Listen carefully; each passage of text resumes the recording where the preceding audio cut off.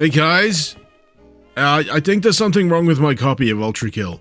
It's subtle, sure, but to my highly trained eyes, I'm noticing a few differences here, chief of which being the fact that I now appear to be playing as Adrian Shepard from Half-Life Opposing Force.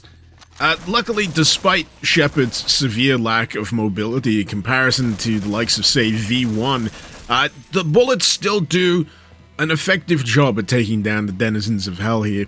Oh, what's that? You want to parry? I'm sorry, we don't stock that here in Ultra Force. You gotta just engage in something that I call getting the hell out of the way.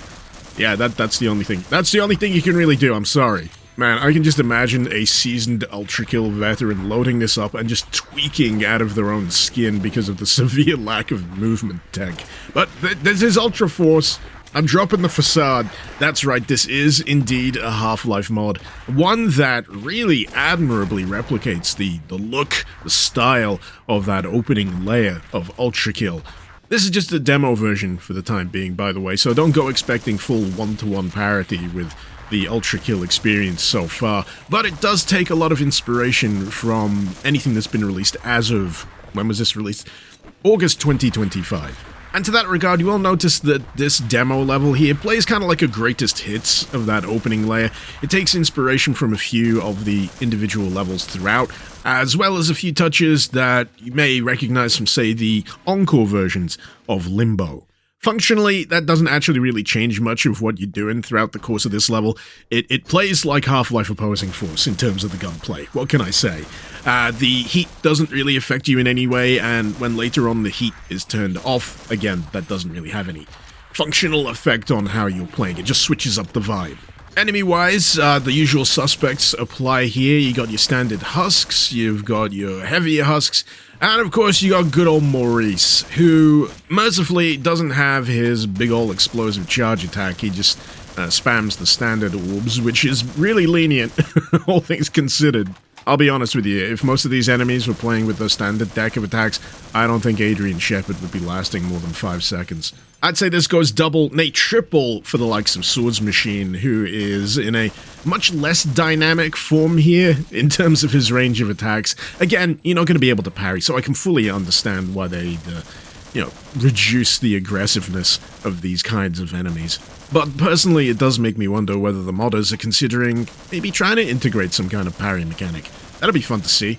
Parrying with a wrench. Secret orbs are present and accounted for here for those of you that enjoy sniffing those out during the course of an ULTRAKILL level. Rather than giving you a massive boost to your health, this one gives you a boost to your armor. And yeah, you really start to feel the lack of movement abilities here when hunting for some of these. This one in particular, it's that classic Half-Life ladders problem. The vent grate, you're supposed to kind of catch on it, but every time I just fall off and then my shins explode. I know, skill issue. But hey, this highlights the other problem, fall damage. V1 don't have no fall damage. Shepard's got such weak shins that he needs legit mobility lifts just to descend the layer.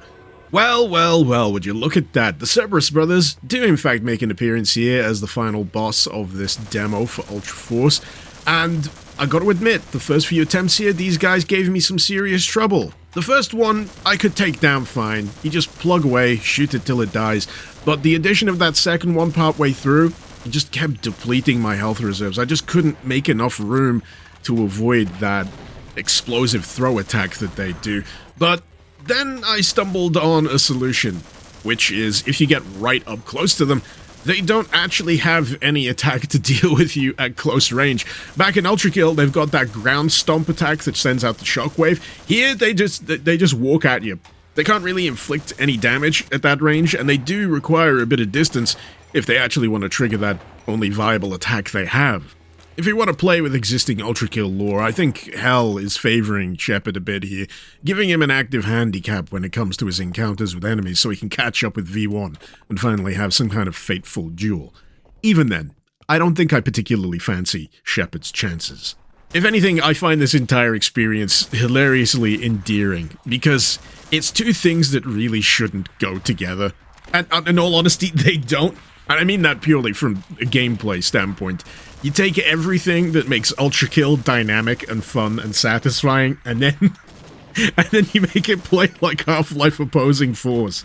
I mean, if you're going into this expecting some kind of interesting weapon interplay during the course of this, I'm sorry to say that's not how this is gonna go. I'll be honest, for like 90% of this, it was MP5 or bust. Occasionally I'll crack out the shotgun, just to see if that changed the equation much.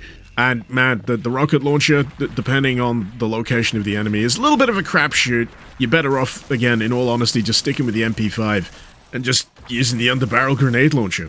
I guess at a stretch you could say that maybe ammo conservation could be an issue for you during the course of this, because your only real recourse is to replenish at those terminals at certain points during the level. So if you hammer in with some of your best stuff against lower tier enemies, then you might find yourself lacking when a Maurice spawns in, for sake of example. If anything, this mod holds up a fantastic mirror of comparison for all of the aspects that make ULTRAKILL feel the way it does. And like I said, it's really endearing having someone replicate ULTRAKILL within Half-Life. On a visual standpoint, I could not be happier. They've done a friggin' fantastic job with this. It looks almost bang on the money in most of what it's attempted to do here. But yeah, I just thought checking this out would be a little bit of fun. And if you want to give it a whirl as well, feel free to check out the link in the description below. Big thanks to Zekri for suggesting this over in the Discord in the wake of the ULTRAKILL Layer 8 stream. Much appreciated.